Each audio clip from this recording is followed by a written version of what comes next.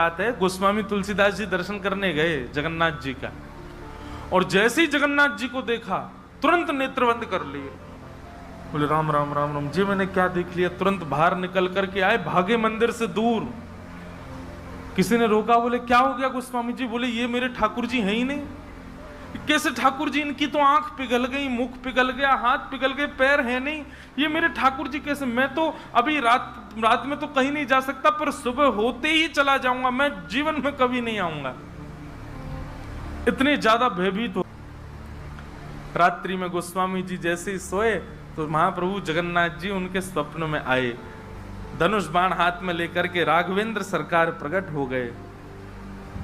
बोले भगवान, ये मैंने आपका कैसा दर्शन किया? आपकी भुजा नहीं है, आपके चरण नहीं है, आपके कान नहीं है, आपका मुख पिघला हुआ, नेत्र ऐसे बड़े बड़े, ये ऐसा रूप क्यों है आपका? बोले तुम्हारी वजह से है। गोस्वामी जी बोले मेरी वजह से? बोले हाँ, तुमने मानस जी में लिखा है, बिन पग चलहि सुनहि बिन काना। वो बिना पैर के चलता है परमात्मा, बिना कानों के सुनता है।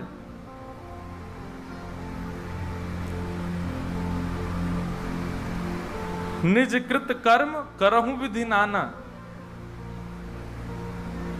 बिना हस्त कमल के कई सारे काम कर देता है। अब आपके पास दो ही तरीके हैं, या तो हमारे इस रूप को स्वीकार करो, नहीं तो चौपाई को जाके मिटा दो मानस जी से।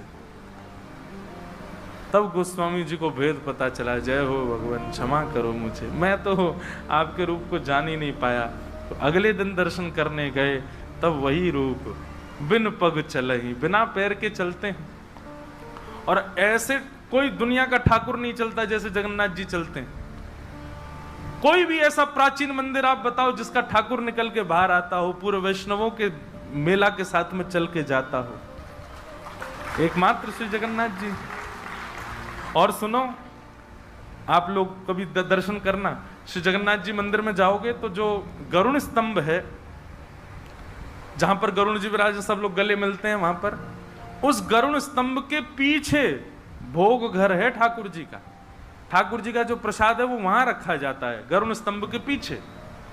और श्री जगन्नाथ जी कहां बैठे हैं? भीतर गरुण स्तंभ वाला सभागृह, फिर उसके बाद एक सभागृह और है, फिर तीसरे गर्भगृह में वहां जगन्नाथ जी बैठे हैं। मतलब जगन्नाथ जी से और जगन्नाथ जी का जो भोग घर है, जहां पर भोग रखा जाता है, वो कितना दूर है? 1 2 3 तीसरी बेड़ी पार करके है। और आप कभी भी देखना, महाप्रसाद का भोग वहीं लगता है। ठाकुर जी को इतनी दूर रखा जाता है भोग, क्यों?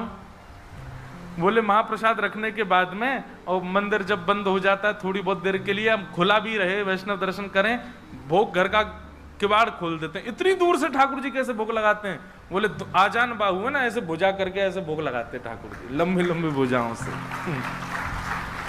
अपनी भुजाओं से भोग लगाते हैं। तो बिना हाथों के सब क्रिया कर रहे हैं, बिना कानों के सुन रहे हैं, बिना पैरों के चल रहे हैं।